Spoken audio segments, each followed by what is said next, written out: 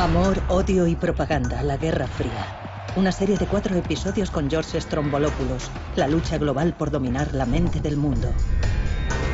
Imagine que tiene el arma más poderosa jamás inventada y su peor enemigo también la tiene. Si cualquiera de ustedes la usa, podría significar el fin del mundo, literalmente. ¿Qué va a hacer? Eso es la Guerra Fría. Estados Unidos y la Unión Soviética quieren eliminarse el uno al otro, pero cada uno tiene que tener cuidado para no destruirse también a sí mismo. Por lo que luchan el uno contra el otro por cualquier medio a su alcance, y la propaganda es el arma más poderosa de todas. Es una competición implacable en todo tipo de campos: deportes, cultura, espacio exterior, incluso en la cocina. Es una guerra global, una lucha por conquistar los corazones de todos los seres humanos del planeta en un tiempo de amor, odio y propaganda. Amor, odio y propaganda, la Guerra Fría. Episodio 1, a la sombra del miedo.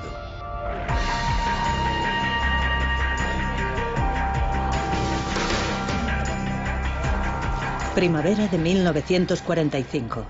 Tras 6 largos años de guerra es hora de una pequeña celebración. Desde el este, el Ejército Rojo Soviético, y desde el oeste, los soldados norteamericanos se reúnen en el centro de Alemania, en el río Elba. Los dos aliados se regocijan por su victoria sobre Hitler.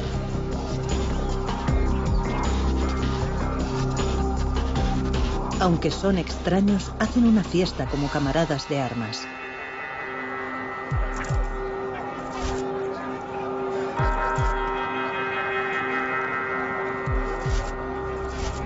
Pero no dura mucho. Ellos aún no lo saben, pero pronto el amor será reemplazado por el odio. Lo que unió a Estados Unidos y a la Unión Soviética durante la Segunda Guerra Mundial era el deseo común de derrotar al fascismo. Una vez conseguido este objetivo, las diferencias fundamentales que separaban a las dos superpotencias comenzaron a aparecer. La victoria aliada es indiscutible. Hitler se ha suicidado. Berlín, la capital del Tercer Reich, ha sido reducida a escombros. Sus ciudadanos están hambrientos y destrozados. El dictador soviético Joseph Stalin ganó a lo grande en la Segunda Guerra Mundial e intentó aprovechar al máximo su victoria, aunque eso significara reescribir la historia. En este documental, Stalin llega a Berlín. Los años de guerra han enseñado al líder soviético que a la hora de la propaganda, la verdad es opcional. Aun cuando Stalin nunca puso un pie en Berlín, hacer que la gente creyera que estuvo allí, en el lugar de la derrota de Hitler, es positivo para su imagen. Producido a petición suya y con guión del mismo Stalin, el documental lo presenta como al único arquitecto de la victoria aliada, un mensaje que se empeña en machacar en casa a la menor oportunidad. ¿Qué hemos ganado con esta guerra? Nuestra victoria es prueba de que el sistema político de los soviets ha triunfado y es fuerte. Stalin supervisa cada detalle de la producción. Él mismo elige al actor Mikhail Gelovani para el papel principal, aunque el actor medía más que el 1,63 m que medía el dictador. Y aunque les parezca una exageración, Stalin insiste en que el actor lo interprete como alguien jovial y afectuoso. ¡Larga vida a Stalin! Y de esta imagen, Stalin construye el culto a su personalidad como héroe de guerra y padrecito del pueblo. Paz y felicidad para todos vosotros, amigos míos. Gracias a toda la maquinaria de la propaganda, Stalin se convierte en el principal arquitecto de la victoria. Se convierte en el liberador de Europa, no en el ocupante, sino en el liberador. Stalin siempre daba la impresión de tenerlo todo bajo control, pero lo cierto es que está preocupado y se siente vulnerable. ¿Por qué? Pues porque los norteamericanos tienen un arma nueva de destrucción masiva muy poderosa y él no.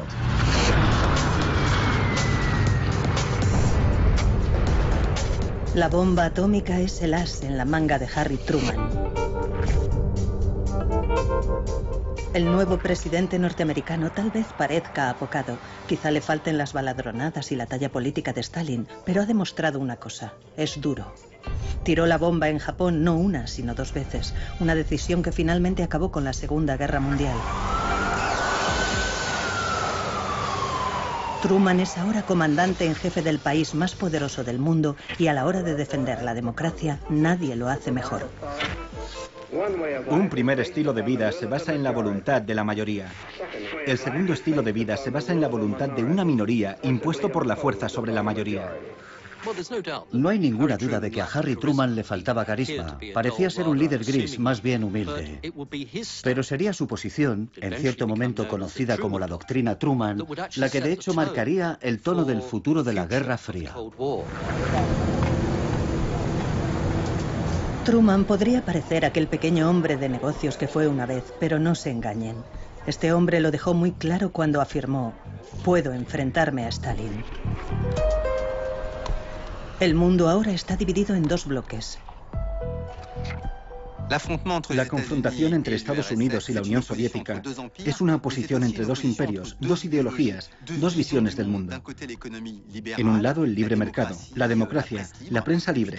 Y en el otro lado, economías controladas, sin libertades democráticas y regímenes autoritarios. Entre ellos dos se elevaría un verdadero telón de acero. La gran alianza que derrotó a los nazis está rota. Los soviéticos y los norteamericanos son ahora amargos enemigos. Y de ahora en adelante los dos rivales competirán por la dominación de todo el planeta. Uno de los primeros enfrentamientos de esta nueva Guerra Fría se desarrolla en la soleada Italia.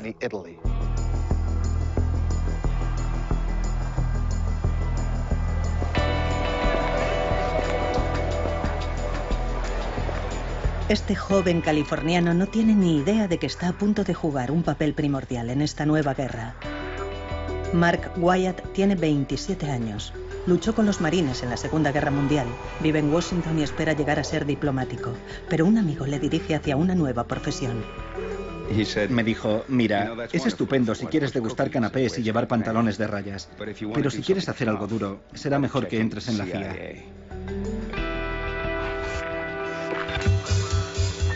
En la primavera de 1948, la nueva agencia de inteligencia norteamericana, la CIA, tiene un nuevo agente secreto, Mark Wyatt. Su primer destino, Italia. Su misión, impedir que los comunistas ganen las próximas elecciones nacionales. Su experiencia, bueno, ha visitado Italia antes de la guerra, le gusta el país, además su italiano no es del todo malo.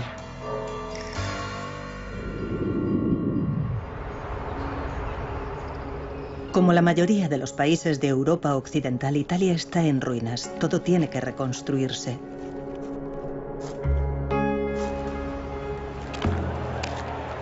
Después de años de sometimiento al régimen fascista de Mussolini, ahora el país está en peligro de caer en manos comunistas.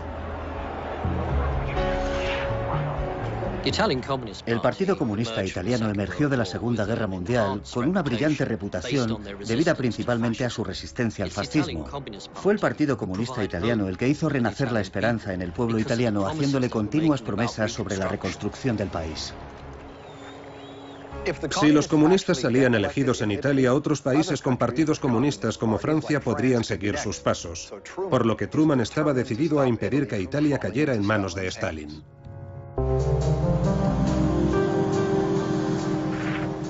Tuvimos que crear un plan de acción encubierto para frustrar el avance soviético. Estaban ganando, se lo aseguro. En aquel momento, en el cuartel general de la CIA, estábamos muertos de miedo. Pero Norteamérica tiene un arma secreta de seducción masiva: el dinero, y en enormes cantidades. Wyatt empieza repartiendo maletines llenos de dinero a los políticos cristianodemócratas y básicamente a cualquiera que se presentara contra los comunistas. Es imperativo que toda la operación se mantenga en absoluto secreto. Aprendimos muchas cosas de aquella dificultad a la que nos enfrentábamos. Tuvimos que utilizar un operativo de la CIA para que, usando las herramientas de su oficio, transfiriese grandes sumas de dinero a un receptor. Y no solo eso, había que entrenar a ese receptor y sacar provecho de la vulnerable situación del país. Con el dinero de la CIA, los partidos anticomunistas imprimieron más de 40 millones de carteles. A lo largo de toda Italia, las paredes se convirtieron en campos de batalla.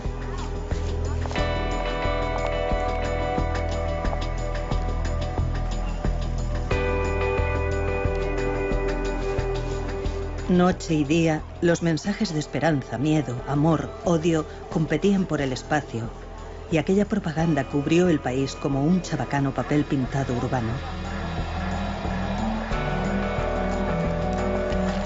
Los comunistas tenían su propia fuente de financiación, Moscú.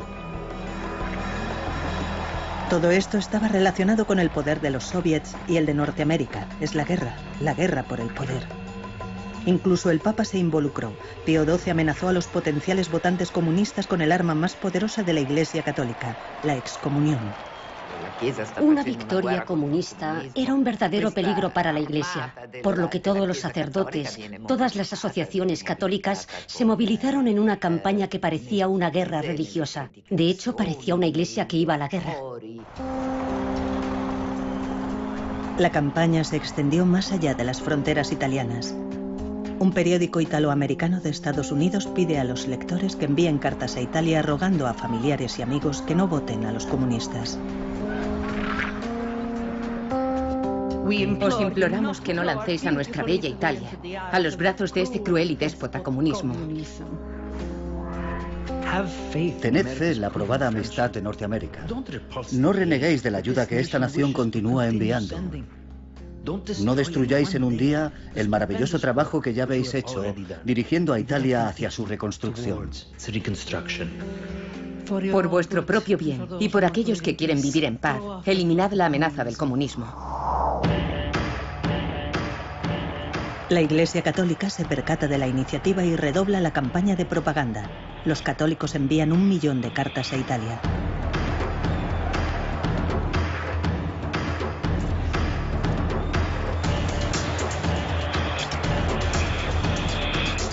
Los carteles y las cartas son estupendos para aquellos que saben leer, pero por entonces ese no es el caso de una gran cantidad de la población italiana. El mejor modo de llegar a ellos, las películas. El uso de cines itinerantes yendo de un pueblo a otro fue muy importante.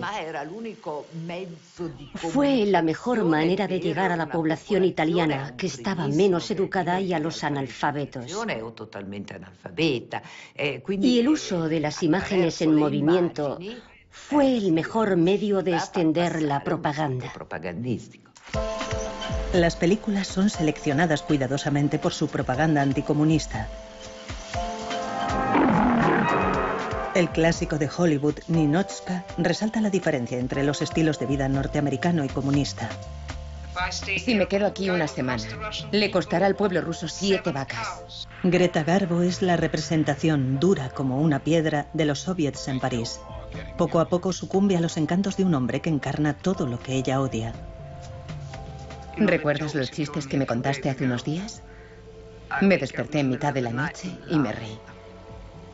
¿Sabes? Eso está mal. No son graciosos. Son tontos, son estupideces. No es muy sutil ni muy bueno, pero funciona. La noche del 18 de abril de 1948, contra todo pronóstico, el Partido Cristiano-Demócrata derrota a los comunistas. La democracia podía haber triunfado, pero el modo en que triunfó, eso era cuestionable. El factor tiempo era vital. Nos hubiera gustado hacer esto de un modo más sofisticado. Pasar bolsas de dinero negro para manipular las elecciones políticas no es en realidad un acto demasiado atractivo.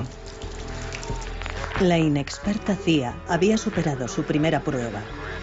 Sus tácticas de operaciones secretas se convirtieron en su marca en la guerra contra el comunismo.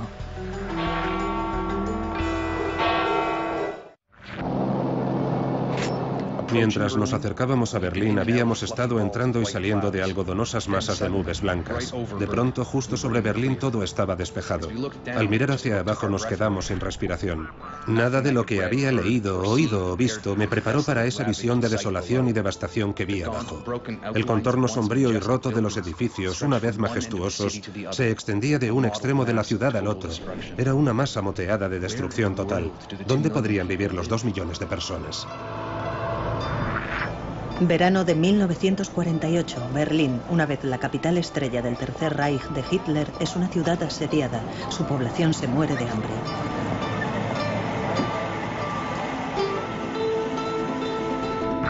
Gail Halvorsen y sus camaradas de armas de las fuerzas aéreas norteamericanas van en una misión: impedir que Berlín caiga en las manos de Stalin. Berlín es una ciudad dividida donde los capitalistas y los comunistas están muy igualados. Está exactamente en medio de Alemania Oriental controlada por los soviets. Para Stalin, la presencia de sus antiguos aliados es insoportable, pero tiene un plan para hacer que hagan sus maletas y se vayan de la ciudad. Durante la noche del 23 de junio, los rusos apagan las luces. También bloquean todas las carreteras y líneas ferroviarias a la ciudad.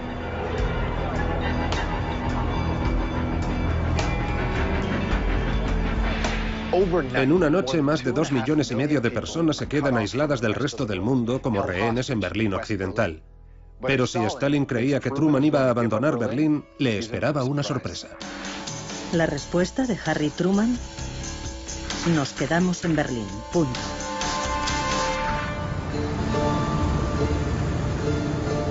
Los norteamericanos conciben un astuto plan: el puente aéreo de Berlín.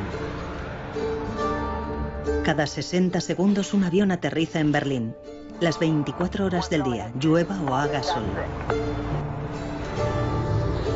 Es la mayor operación aérea de asistencia jamás llevada a cabo. El control del tráfico aéreo se coreografía con una precisión de ballet.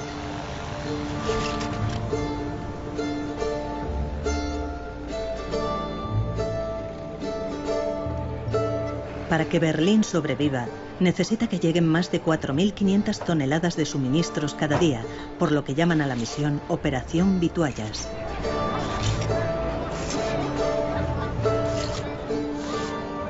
Al intentar bloquear Berlín, Stalin está probando la determinación de los aliados occidentales.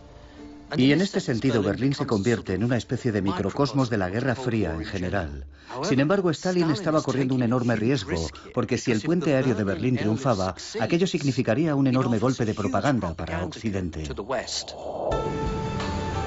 El piloto Georg Halvorsen vuela día y noche yendo y viniendo de Berlín. Ese continuo volar, volar y volar, intercalando 6 o 7 horas de sueño, no te dejaba tiempo libre. Al ir pasando los días, comencé a preguntarme cuánto tiempo soportaría Stalin el vapuleo de la prensa mundial que estaba recibiendo por este acto inhumano contra un enemigo vencido. Cada vez que el piloto de 28 años de Salt Lake City, Utah, se bajaba del avión, se sentía conmovido por el número de niños que había alrededor de la pista. Un día, decide saludarlos.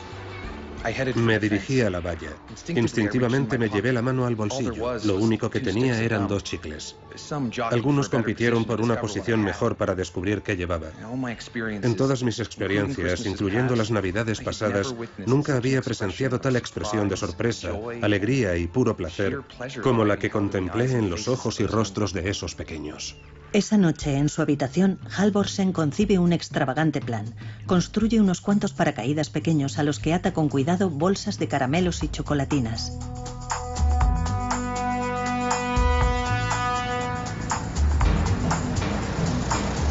En su siguiente vuelo, Halvorsen deja caer su dulce carga sobre las afueras de Berlín. Es un éxito instantáneo. Para los niños se convierte en el bombardero de dulces.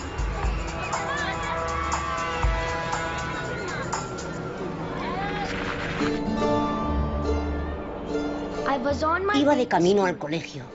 De pronto todo el mundo empezó a gritar y a señalar al cielo. Los paracaídas se hicieron cada vez más grandes, hasta que uno aterrizó justo enfrente de nosotros. Todos los niños corrieron a recogerlo, y lo único que me preocupaba era coger algo para mí. Al principio, Halvorsen estaba actuando por su cuenta con la ayuda de un puñado de amigos pilotos. Era su manera de llevar un poco de felicidad a los niños de Berlín. Pero cuando uno de los paracaídas de caramelos aterrizó a los pies de un periodista alemán, la noticia dio la vuelta al mundo. A Georg Halvorsen le ordenaron volver a Nueva York. Al principio cree que va a recibir una reprimenda por lanzar dulces, pero le esperaba una sorpresa. En cuanto aterriza, es asaltado por los medios, incluidas las cadenas de televisión. El bombardero de dulces es famoso al instante. De la noche a la mañana, Georg Halvorsen se convierte en la imagen del éxito del puente aéreo de Berlín. La máquina de propaganda norteamericana se pone en marcha y marca los primeros pasos en la nueva Guerra Fría. El mensaje de los norteamericanos es claro. No solo podemos mantener viva a la gente de Berlín, incluso podemos llevarles dulces. En otras palabras, el bloqueo soviético va a fracasar. El bloqueo de Berlín por parte de Stalin duró 11 meses antes de que por fin se rindiera. Truman había evaluado a su enemigo y desafió el farol de Stalin.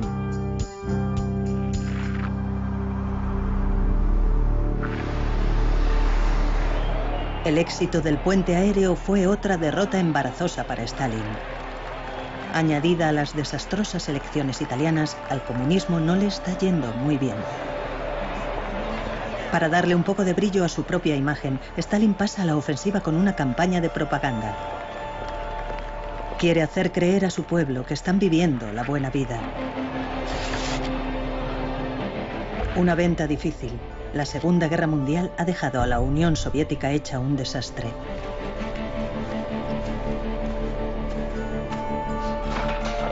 Stalin tiene que reconstruirla, pero tiene otras prioridades. Su mayor temor es un ataque de los norteamericanos, por lo que emplea una enorme cantidad de dinero en rearmarse, y más específicamente en construir su propia bomba nuclear. Es su pueblo el que paga el precio. Éramos pobres, siempre hambrientos y con muy poca ropa. Cuando estaba en cuarto curso, recibí un cupón para un vestido, pero no había vestidos en la tienda, así que mi madre compró una funda de almohada con el cupón y me hizo un vestido de verano.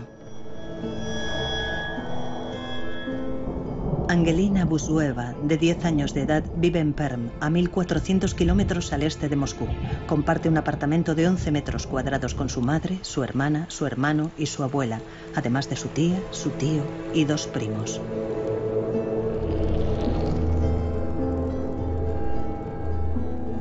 El eslogan "Gracias Stalin por nuestra feliz infancia" era una contradicción con la realidad. Yo no era feliz en absoluto. ¿Cómo puedes hablar de felicidad cuando vas pobremente vestida y siempre tienes hambre? Angelina no está sola. En 1946, Stalin recibe más de 500.000 de cartas de quejas de ciudadanos soviéticos. Algunos están muy enfadados, pero sorprendentemente la mayoría continúa adorando a Stalin. No parecen culparle de su miseria.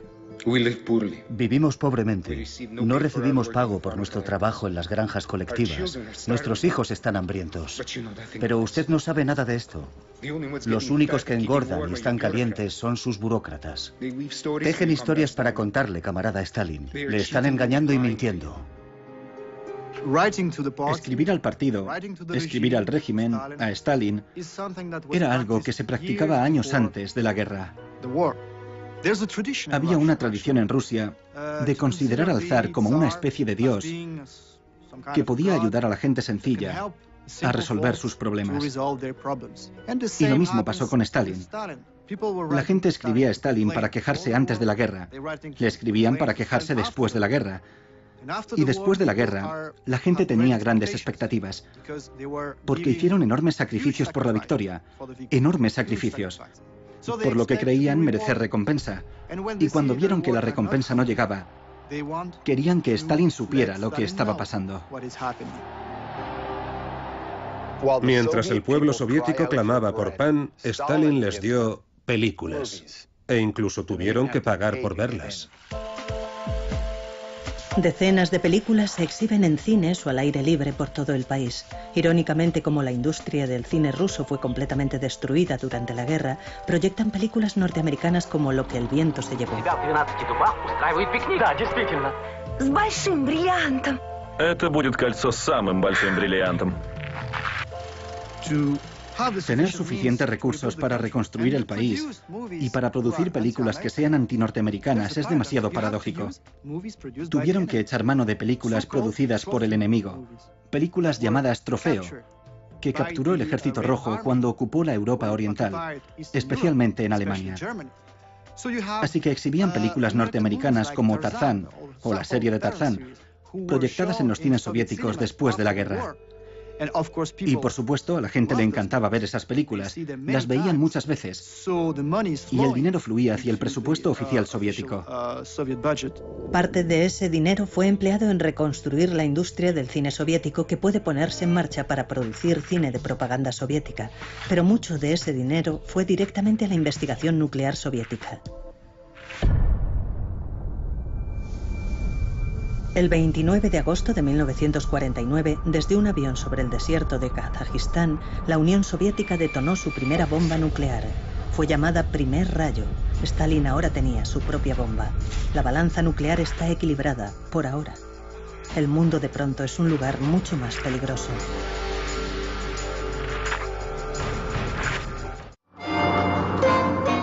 Estados Unidos está floreciendo como nunca hasta entonces. El consumismo es el rey, mientras la prosperidad del país alcanza nuevas cotas. Casas nuevas, coches nuevos, electrodomésticos nuevos. La clase media norteamericana ahora tiene los medios para comprar cualquier cosa que desee. Este es el sueño norteamericano. En 1947, el constructor de inmuebles William Levitt tiene una idea brillante. Quiere crear un nuevo estilo de vida para miles de familias norteamericanas en un entorno protegido. Construye Levittown, la primera urbanización de casas prefabricadas de Norteamérica, completándola con chalés y casas de campo. La idea es que estas zonas residenciales sean la espina dorsal de la nación. Un hombre con su propia casa y su propio jardín no puede ser comunista. Tiene demasiadas cosas que hacer. Al mismo tiempo que miles de familias establecen sus hogares en las urbanizaciones, la televisión está haciendo su debut. Los programas a menudo reflejan la vida en las urbanizaciones, los valores norteamericanos y toda la felicidad que el dinero puede comprar. La televisión se convierte en el medio ideal para difundir propaganda del estilo de vida norteamericano. Papá lo sabe todo. Te extrañamos en la cena, cariño. Siento que trabajaras hasta tan tarde. Parece que todo el mundo en Springfield tenía hoy problemas de seguros. La televisión, probablemente más que ninguna otra cosa, fue responsable de proponer y consolidar en las mentes norteamericanas el ideal de la familia nuclear. Lo que en realidad es un fenómeno excepcional. Pero la televisión también comienza a mostrar contenidos más perturbadores. Imágenes del primer conflicto armado de la Guerra Fría. Corea. Por un lado, Stalin y sus camaradas comunistas quieren tomar el control del país. Por el otro, Estados Unidos quiere detener la propagación del malvado imperio comunista. Norteamérica en este momento estaba librando una guerra en Corea contra el comunismo y por primera vez la televisión estaba llevando este acontecimiento hasta las casas de los norteamericanos ordinarios. Es en este clima de miedo cuando el senador Joseph McCarthy entra en la arena política y explota las oportunidades de la propaganda. El Departamento de Estado está infestado de comunistas. Tengo aquí en mi mano una lista de 205 nombres de miembros del Partido Comunista que le ha sido entregada al secretario de Estado. Con esta declaración, el senador republicano por Wisconsin, de 41 años de edad, está a punto de redoblar el factor del miedo y la paranoia hacia los rojos en Norteamérica. Los estadounidenses sospechan que algunos de sus compatriotas son comunistas y tienen miedo, mucho miedo. ¿Y si hay comunistas en el gobierno, en las universidades, incluso en los colegios? Es este miedo el que desencadena una caza de brujas sin cuartel.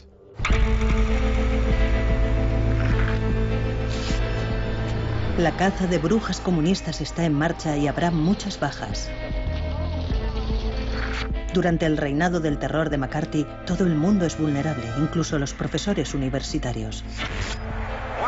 Un comunista en la facultad de una universidad es un comunista de más.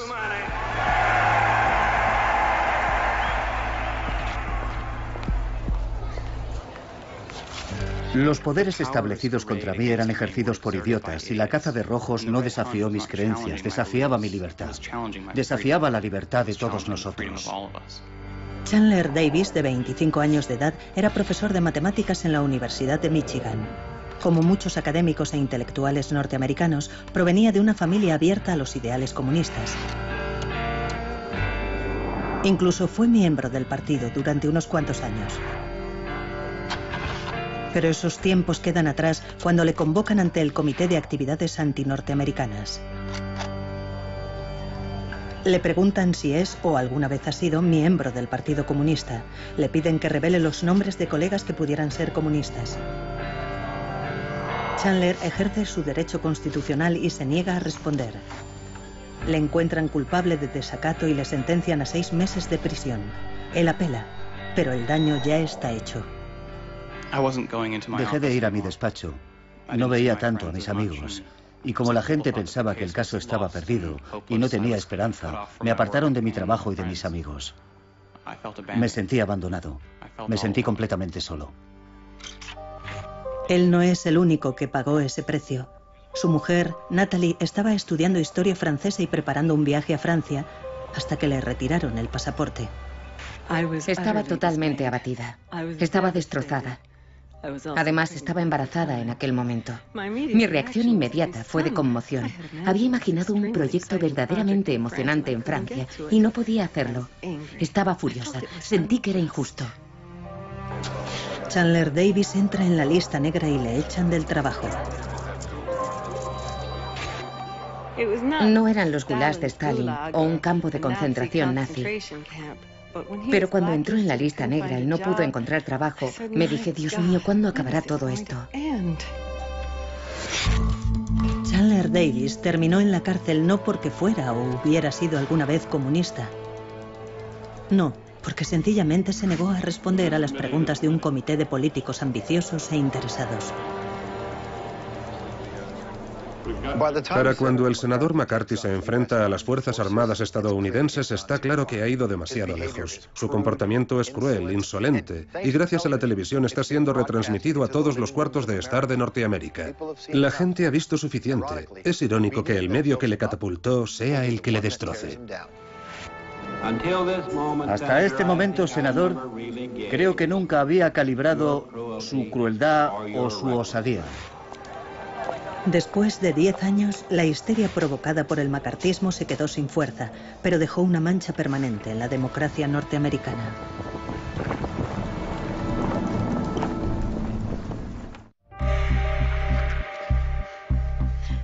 Fuimos acusados 14 cabezas de turco, acusados de todos los pecados y todos los males, víctimas forzadas a expiar, sacrificados en el altar del socialismo.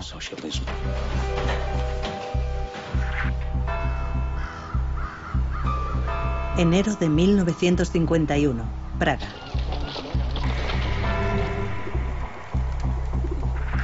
A Arthur London le están siguiendo, y él lo sabe. Mientras sus hijos juegan en el jardín, London sale de la casa familiar con un fuerte presentimiento. Me fui con pesar. La última imagen de mi mujer y mis hijos siempre estará conmigo. El 28 de enero, los peores temores de London se hicieron realidad. No es un arresto, es un secuestro a plena luz del día en un vecindario residencial. 6 hombres armados salieron de 2 coches, me sacaron de mi asiento, me esposaron y me metieron en el primer coche que luego arrancó.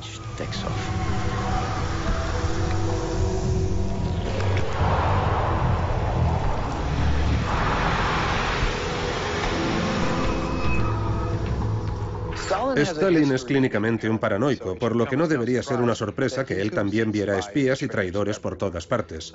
Por lo que al mismo tiempo que el macartismo está arrasando Norteamérica, Stalin empieza su propia limpieza ideológica, pero sus métodos son decididamente más brutales. Estos juicios no son nada nuevo para Stalin, forman parte de sus trucos de oficio. Empleó tácticas similares en los años 30 para eliminar a sus oponentes políticos. Stalin quiere traer a todas sus ovejas de vuelta al rebaño. Siente que algunos de los países del bloque comunista se están alejando de la línea del partido de Moscú. Está receloso en particular con Checoslovaquia, que antes era una democracia. Sospecha que ciertos políticos checos como Arthur London, de 36 años, viceministro de Asuntos Exteriores del gobierno, tienen tendencias liberales.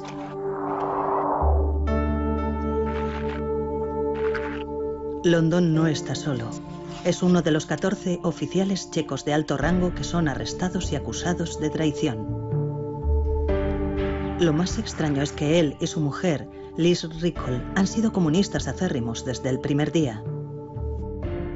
Nací en una familia obrera y desde la infancia había visto a mis padres sacrificarlo todo por nosotros. Mi padre decía que había que luchar para cambiar el mundo. Teníamos una confianza absoluta en el Partido Comunista. Los captores de Arthur London le hicieron pasar los primeros 6 meses en prisión, torturándole y haciéndole pasar hambre. Los oficiales le amenazaban con un juicio secreto tras el que prometían que sería ahorcado. Le acusaban de todo, pero principalmente le acusaban de ser el jefe de un grupo de espías norteamericanos en Checoslovaquia. Al final, bajo presión, se desmoronó y firmó una confesión falsa. Pido que los acusados sean sentenciados a muerte, que vuestro juicio los golpee sin piedad. El 20 de noviembre de 1952, en el Tribunal Supremo de Pankrak, el fiscal lee la acusación frente a los 14 acusados. Sentí como si estuviera en un escenario, cada uno de nosotros preparados para interpretar su papel en esta ficción perfectamente orquestada. Uno tras otro todos repetimos lo mismo. Acepto mi sentencia y renuncio a mi derecho a apelar. Los juicios de Praga fueron en esencia juicios de espectáculo. Fueron planeados de antemano, pero las confesiones al final eran lo más importante. Los ciudadanos tenían que ver que se habían cometido errores, que habían pecado contra el Estado. Y son estas confesiones lo verdaderamente esencial. Aquí es donde estaba el valor de la propaganda. La mayoría de las personas del otro lado del telón de acero no tenían televisión, pero el juicio fue retransmitido por la radio y todo el país estaba escuchando. El mayor juicio espectáculo de la Guerra Fría estaba en marcha. La mujer de Arthur London, Liz, que estaba escuchando el juicio, se queda anonadada por lo que escucha. El montaje es tan perfecto, la propaganda tan bien orquestada que Liz, de hecho, está dividida entre la fe en su marido y la lealtad al Partido Comunista. Fue como si el cielo se me hubiera caído encima. Mi primera reacción fue que si había confesado, entonces era verdad, y eso me puso furiosa contra mi marido. En ese momento escribí una carta diciendo que, como esposa, la situación era terrible. Él era el hombre al que amaba, el padre de mis hijos. Pero como comunista no tenía más opción que alegrarme de que una banda de traidores hubieran sido arrestados y que todos merecían su destino, mi marido incluido. De los 14 acusados, 11 fueron sentenciados a muerte. Arthur London y otros 2 recibieron sentencias de prisión perpetua. El 3 de diciembre de 1952, los 11 traidores a la causa comunista son ahorcados en la prisión de Pankrak, en Praga.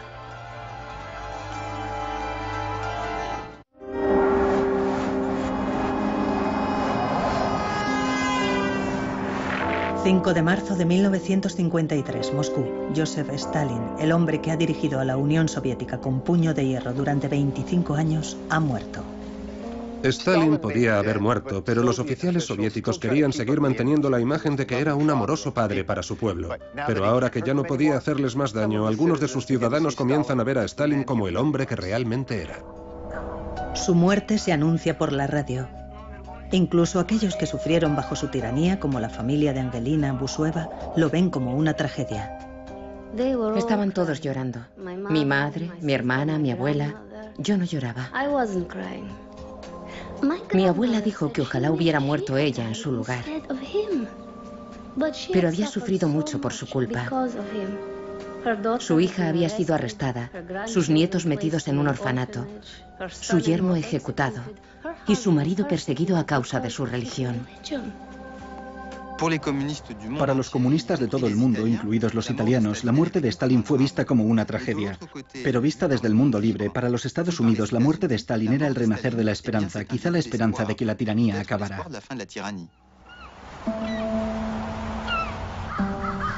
Tras la muerte de Stalin, mejoraron las condiciones de la detención de Arthur London, aun cuando seguía condenado a cadena perpetua.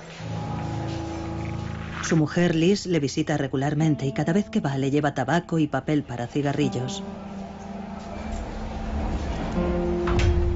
En su celda, Arthur London usa el papel para escribir la historia de lo que le ha pasado. Oculta estas páginas en miniatura en el falso fondo de su caja de tabaco.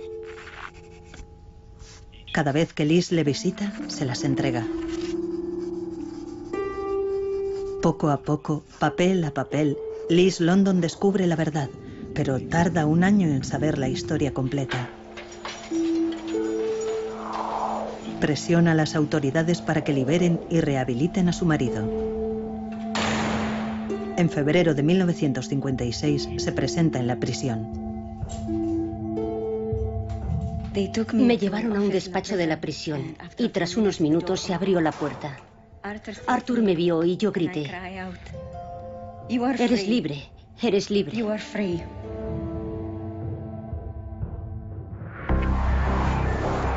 Pocos meses antes de la muerte de Stalin, Harry Truman había salido de la escena política.